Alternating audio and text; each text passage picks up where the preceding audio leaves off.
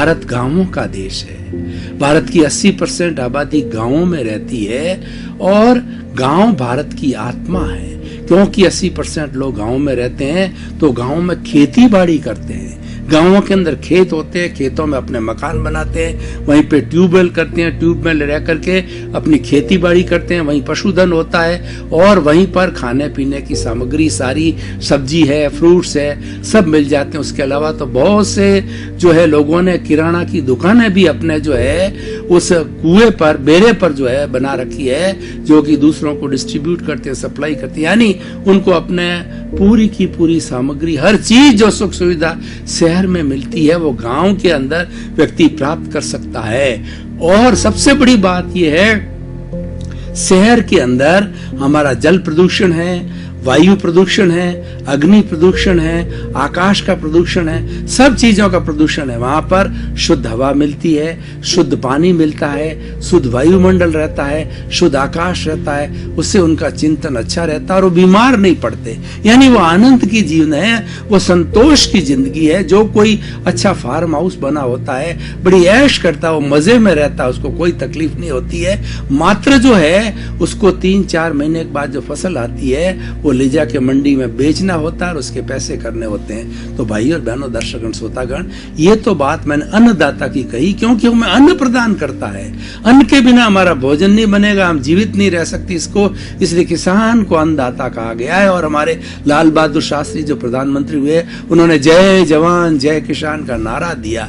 उन्होंने कहा कि जवान जो कि हमारे सरहदों की रक्षा करते हैं, हम तो होली खेलते हैं पर वो अपने जीवन से अपने खून की होली खेलते हैं। इसीलिए शहीदों को हम जो है सब श्रद्धांजलि देते हैं और 26 जनवरी और 15 अगस्त के दिन शहीदों को याद किया जाता है। जो हमारी सीमाओं के ऊपर जो लोग हैं, सैनिक हैं, उन्हीं की वजह से हम सुरक्षित हैं और उस परकोटे के अंदर, देश के अंदर हम बड़े आराम से रहते हैं। उसी तरीके से किसान हमें अन्न देता। हम मंडी में जाते हैं, दुकानों पे जाते हैं, अन्न आराम से खरीद के ले आते हैं, सब्जी आराम से खरीद के ले आते हैं, फ्रूट आराम से सब्जियां ले, परंतु वो कितनी कठिनाई से हमारे पास में आता है उसका हमें एहसास नहीं है। और उसका एहसास तो जो उसका निर्माता है, जो किसान है, उसको एहसास है। तो आज हम किसानों की क्या समस्या है उसके बारे के अंदर विचार विमर्श करेंगे और विचार विमर्श के साथ में समाधान क्या सरकार कर रही है और उसके बाद में किसान स्वयं को क्या समाधान लेना है और समाज उसके अंदर क्या समाधान दे सकता है। भाई और बहनों, दर्शकगण, श्रोतागण, देखिए, सबसे पहले तो किसान की आज समस्या क्या है। तो किसान का जो फिनिश प्रोडक्ट है, जब वो माल तैयार होके आ जाता है, चाहे फूड ग्रेन्स है, चाहे सब्जी वेजिटेबल्स है, चाहे फ्रूट्स है, जब मार्केट में आता है तो उस सीजन के अंदर बहुत ज्यादा जो क्वांटिटी के अंदर जो चीज है मार्केट में आ जाती है और मार्केट में उस चीज का आते भाव गिर जाता है। और खास तौर से बेनिफिट में वो लोग रहते हैं जो उसकी होल्डिंग करते हैं, उसकी काला बाजारी करते हैं, उसको स्टॉक को रखते हैं। तो स्टॉक को रखने के कारण जब बाजार के अंदर जो है वो डिमांड ज्यादा आती है तो वो सप्लाई करते हैं और भाव बढ़ा के करते हैं। यानी सबसे बड़े फायदे में तो जो लोग स्टॉकिस्ट होते हैं, बिजनेसमैन होते हैं, जो सटोरिये होते हैं या जो कुछ भी मंडी के अंदर काम करने वाले दलाल होते हैं, उनको सबसे ज्यादा लाभ मिलता है। लेकिन किसान को क्योंकि फसल के समय के अंदर रेट गिर जाती है तो उसको जितनी लागत आनी चाहिए उतना लाभ नहीं मिलता है। ये सबसे बड़ी इसकी समस्या है। इससे निरुत्साहित होकर के उन पर कर्ज, जो हालांकि सरकार ने कर्ज माफी जो है उनको संवेदनशील का रूप में, क्योंकि किसानों की बहुत बड़ी समस्या है और वास्तव में उनको जो उनका जो पैसा मिलना चाहिए मैन्युफैक्चरिंग का या प्रोडक्ट का वो नहीं मिलता है तो कर्ज माफ भी करते हैं। लेकिन फिर भी वह व्यक्ति कर्जदार रहता है और टेंशन के अंदर रहता है।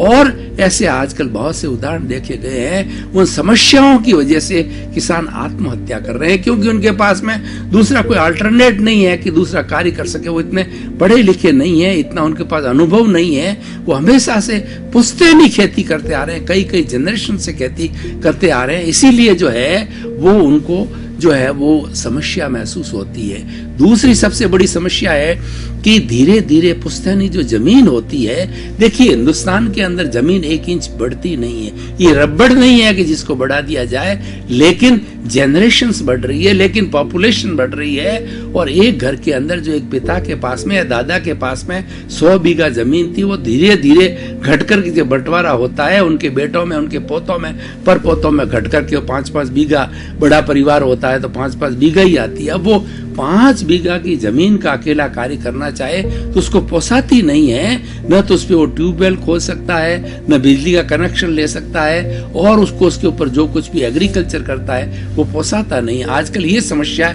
बहुत ज्यादा हो गई है, क्योंकि धीरे धीरे जमीन जो है बढ़ी नहीं है, बढ़ती गई है। उसके अलावा तीसरी समस्या ये है कि किसान को समय पे बिजली नहीं मिलती है। इधर तो किसान के फसल पकने का समय आता है और इधर से बिजली की कटौती प्रारंभ हो जाती है। रबी की फसल हो चाहे खरीफ की फसल हो, तो जब पानी पिलाने की आवश्यकता होती है तो उस समय में अवश्य करके बिजली की कटौती हो जाती है। सर्दियों में भी होती है, गर्मियों में होती है। इसीलिए जितना जो है फसल को पानी पर्याप्त मात्रा में मिलना चाहिए उतना मिलता नहीं है। इसलिए प्रति एकड़ जो है वह कम हो जाती है, उसकी जो पैदावार कम हो जाती है। इसलिए ये किसान की बहुत बड़ी समस्या है।